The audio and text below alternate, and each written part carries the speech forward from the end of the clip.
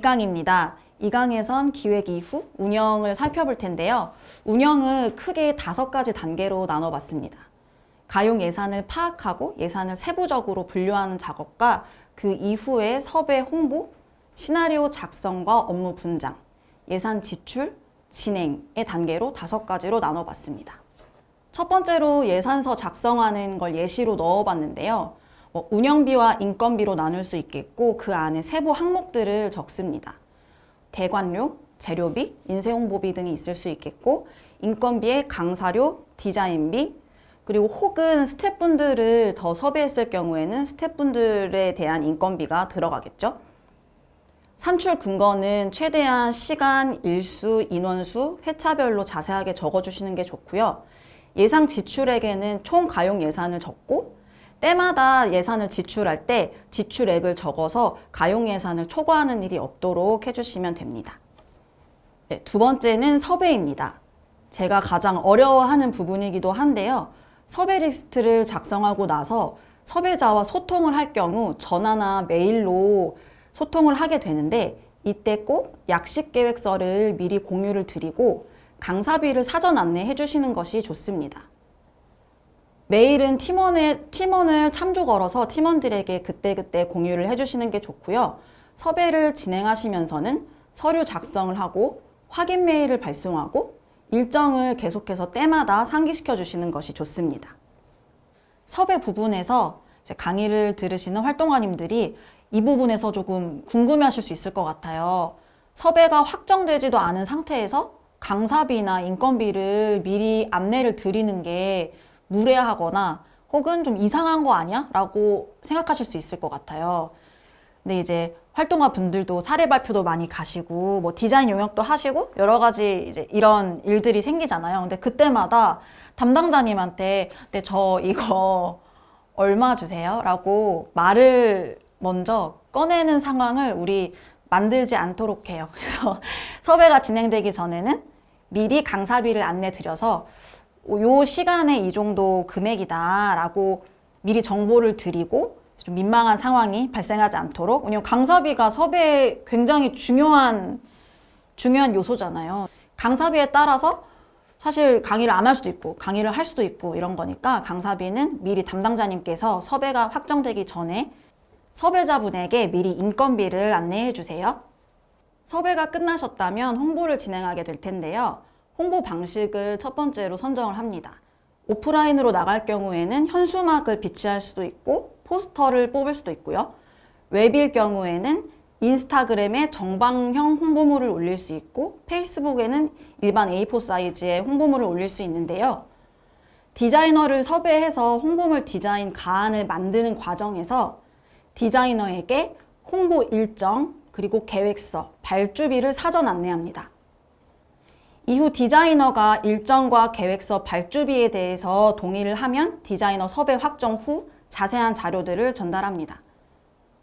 성북신라가 디자인 용역도 진행을 하는데 그때 가장 어려웠던 게 일정과 수정 횟수 등 세부 사항들이 적힌 과업지시서를 주지 않으시면 이 홍보물을 만들 때 계속해서 수정을 하게 되기도 하고 일정이 밀리기도 하더라고요. 그렇기 때문에 꼭 일정과 수정 횟수들이 적혀 있는 세부 사항이 적힌 과업지시서와 계약서를 전달해 주시길 바랍니다. 홍보물 디자인 가안이 선정이 되면 이때부터 참여자들 신청서를 작성하게 됩니다. 참여자 신청서는 메일로 받을 수도 있고 QR코드로 바로 웹으로 접속해서 신청서를 작성할 수 있게 만들어 주셔도 됩니다. 홍보물이 다 만들어졌을 땐 홍보물을 이제 배포하게 될 텐데요. 유관 기관이나 관련자들에게 협조를 요청해서 구청, 서울시 혹은 주민센터 등의 홍보물을 돌리기도 하고 또 그 홍보물에 적혀 있는 문의 메일, 전화들로 참여자들의 문의에 응대를 해야 할 텐데요. 저는 개인적으로는 메일을 선호합니다. 문의를 전화로 받을 경우에는 부재중도 남고 구두로 소통이 오가기 때문에 제대로 된 문의 대응이 어렵더라고요. 메일을 통해서 글로 문의에 대응을 하는 편이고 반복적인 문의가 있을 경우에는 Q&A 게시글을 따로 작성해서 올려두는 편입니다. 홍보를 진행하실 때 되게 사소하지만 잊기 쉬운 것들이 있는데요. 홍보물을 만들어서 홍보 글을 게시할 때나 Q&A를 게시하실 때 꼭 한번 작성하시고 맞춤법 검사기를 한번 돌려보세요. 이게 어쨌든 외부로 나가는 글이기 때문에 맞춤법 검사기를 돌리고 그 후에 Q&A 게시글이나 홍보글을 올려주시는 것이 좋습니다. 작년에 성북신나가 진행했었던 프로그램의 홍보물 하나를 예시로 가지고 왔습니다. 제목과 장소, 세부 내용, 참여 대상, 문의처 등 기본적인 정보들을 기입을 했고 QR코드로 바로 접속해서 신청하실 수 있게끔 만들어 두었고요. 관계자가 워낙 많았던 행사였기 때문에 로고의 순서, 크기들도 굉장히 중요해서 관계자에게 계속해서 홍보물을 공유를 하고 피드백을 받아서 최종적으로 완성했던 포스터입니다. 아무래도 홍보물의 경우에는 외부로 배포되는 것이기 때문에 꼭 우리 팀원과 관계자들에게 확인을 받으시는 작업이 필요합니다. 성북신나의 경우에는 인터뷰집을 제작하는 일이 있었는데 인터뷰집을 제작하면서 주민분들의 인터뷰를 담잖아요. 근데 한 주민분이 시어머님 욕을 하셨는데 저희가 그걸 검토를 받지 않고 그대로 인쇄를 한 거예요. 300부를. 그래서 결국에는 전량 폐기했었던 경험이 있었습니다. 그래서 꼭 공유가 굉장히 중요한 단계라는 거 알아주셨으면 좋겠고, 홍보물 제작이 끝나면 이후에 시나리오를 작성하게 되는데요. 시나리오 작성할 땐 그 당일 행사에 준비하는 단계, 운영 단계, 마무리 단계 이렇게 3단계로 나누어서 작성을 합니다. 준비 단계에 들어가야 하는 내용은 사전 안내와 공지해야 할 사항, 그리고 공간 세팅, 홍보물을 어디 비치하고 다과나 자료들을 어디 비치할지 이렇게 자세하게 적고요. 운영은 쉬는 시간을 포함해서 조금 넉넉하게 시간을 잡고 계획합니다. 마무리는 철수하는 시간, 혹시 장비를 빌렸다면 그 장비를 반납하는 시간까지 포함해서 적어주시면 됩니다. 시나리오를 작성하시면서 칸 하나를 더해서 그 시간대별로 프로그램의 총괄과 보조 스텝을 체크해 주시고요. 시나리오와 업무 분장은 계속 팀원분들에게 공유를 해주시고 피드백을 통해서 보완해 나가는 것이 좋습니다. 시나리오 작성과 업무 분장 부분에서 일이 바빠 죽겠는데 왜 이렇게 또 시나리오 작성하려고 시간을 들여야 해? 라고 생각하실 수 있을 것 같아요. 네, 예를 들어보면 준비 단계에서 사전 안내 공지, 공간 세팅, 자료 비치 이런 활동들을 적게 되잖아요. 시나리오를 작성할 때. 근데 이 단계를 거치지 않으면 무조건 오후 2시에 프로그램이 시작하는데 무조건 9시에 모여, 무조건 일찍 모여가 되거나 혹은 2시 시작인데 12시에 모여서 2시간 동안 허둥지둥하게 되는 그런 상황들이 발생을 하더라고요. 그래서 시나리오를 작성해서 실제 그 당일 날에 일어날 일들을 좀 시뮬레이션을 해보는 거죠. 그리고 이게 글로 표현이 되면 내 눈에는 보이지 않았던 빈 구멍들이 또 동료들의 눈에는 보이거든요. 그래서 그 동료들이 여기가 주출입구니까 여기 홍보물을 비치하고 케이터링은 요 공간에 비치하는 게 좋겠다. 지금 이 계획서 상에서는, 이 시나리오 상에서는 화장실 근처에 케이터링 테이블이 있어서 좋지 않다. 좀 장소를 옮겨보는 건 어때? 이런 피드백을 받을 수도 있고, 그리고 운영 당일은 사실 담당자님들과 스태프분들이 굉장히 정신없이 바쁘시잖아요.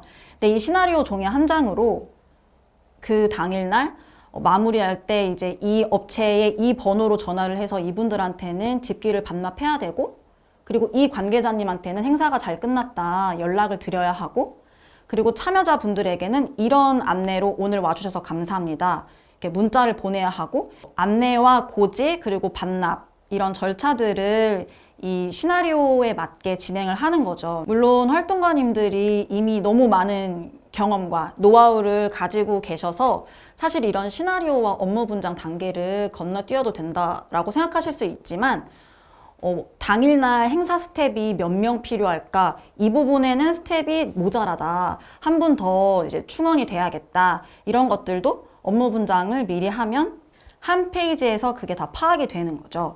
시나리오와 업무 분장이 번거롭지만 당일의 실수를 최소화할 수 있다라고 생각해 주시면 될 것 같아요.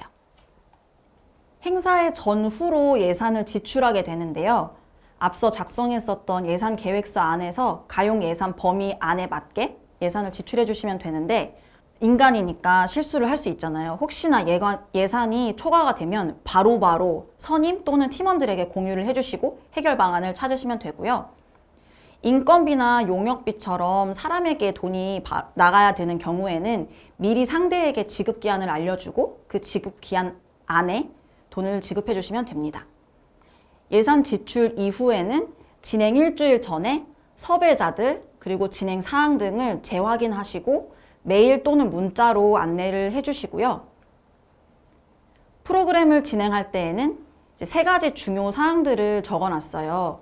아이스 브레이킹, 동료들 토닥토닥, 시간은 여유를 두고 라고 적어뒀는데, 물론 프로그램의 성격과 목적에 따라 다르겠지만 분위기가 부드럽거나 유연해야 되는 프로그램들의 경우에는 아이스 브레이킹을 해주시는 것이 좋습니다. 조금 더 분위기를 말랑말랑하게 만들어서 참여자들이 한마디라도 더 할 수 있게 분위기를 유하게 만들어 주실 수 있고, 첨부드리는 지역자원조사 매뉴얼 ABC에 다양한 아이스 브레이킹 방식들도 들어가 있거든요. 그것도 참고해 주시면 좋을 것 같아요. 그리고 2번째는 동료들 토닥토닥이라고 적어뒀어요. 프로그램을 진행할 때 동료들과 다투게 되는 경우가 많더라고요.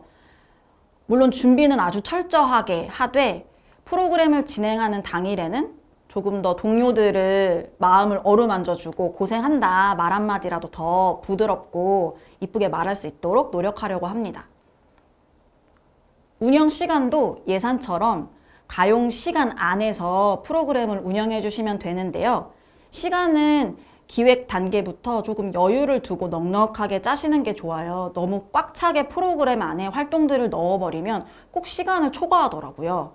네, 이 부분도 체크해 주시고, 이렇게 2번째 운영 단계 강의를 마치도록 하겠습니다.